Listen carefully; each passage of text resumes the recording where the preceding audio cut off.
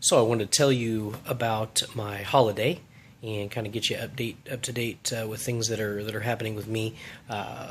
It's just flipped over to 2014. One of the things that I've been up to is I ended 2013 on a diet. I started with a small doctor-approved diet, and then I moved into the Advocare 24-day challenge.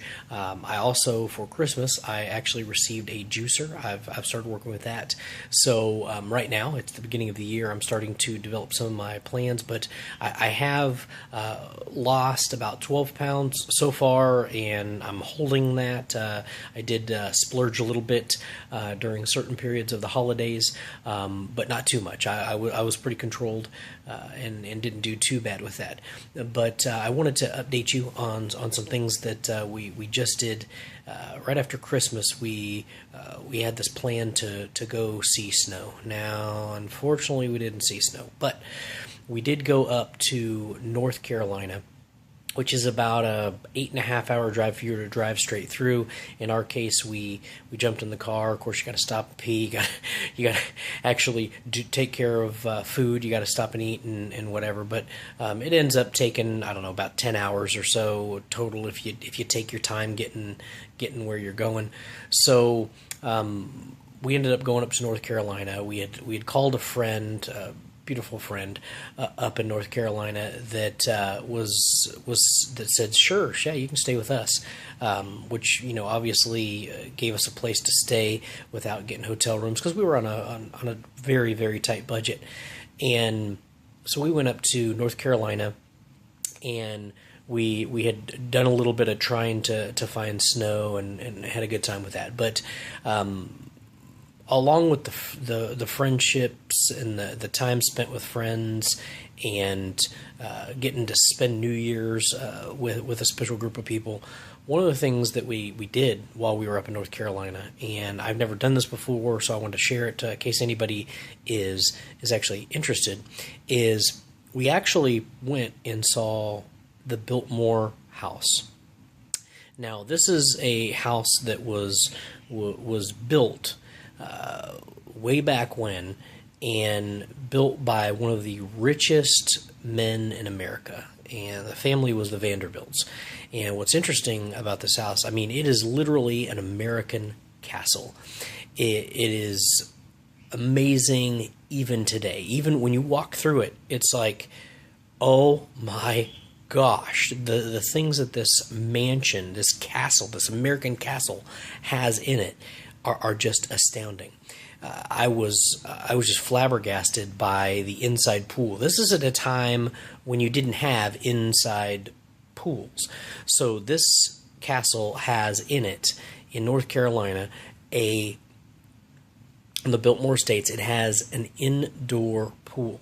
Now, at the time, they didn't really have the process of chlorinating a pool, and so they literally, every couple of days, they had to completely drain this humongous inside pool and refill it. Now, this is a huge undertaking, but this is also during a time where things like this just hadn't been done.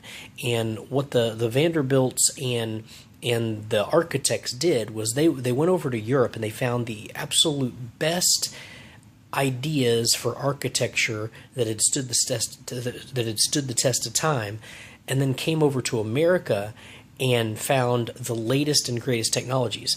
This home is one of the first complete sets of lighting and electricity throughout the house. The staircases, the rooms, the gorgeousness of this house. I mean, everything is huge.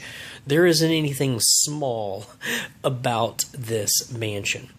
And if you ever get a chance to walk through the Biltmore house, the Biltmore Estate, get there.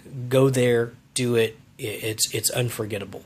It's one of those, it's a part of American history, and I didn't even realize it was there. It was one of those fluke things where our friend that had invited us up said, hey, here's something we can do, and I was like, well, that sounds like a cool idea. We want to do something since we're not going to see snow. And I tell you, I was just jaw-dropping the entire walk through this place. It really recalibrates your thinking of what's possible when you can set goals and you can put it out there and you can do things in a grand way. Sometimes I think that we've been beaten down so much that we think small. And I'm not saying everybody needs to be in a mansion, but what I'm saying is, let's stop thinking small. And if living in some grand castle in the middle of North Carolina on flowing, cascading landscapes in the middle of a beautiful valley is what you want to do, then you should be able to do it. If living in a little cabin on an island is what you want to do, then you should be able to do it. But I think sometimes we've taken ourselves back and we've thought too small, and we've allowed the haves to make us think it's unattainable, and we've allowed the have-nots to beat us down and make us think that, well, only the people who are born with it can have it. So there's a lot more out there, and like I said, I'm not saying that everybody needs to have a beautiful, huge house or mansion, but I do think that we should be striving for the things that we do want, for the things that we do find important. And the Biltmore house not only gave me a little bit of history, but it inspired me. It inspired me to say, Terry, you're thinking a little bit small. And on that note, I'm out of here. Love you guys. Talk to you soon.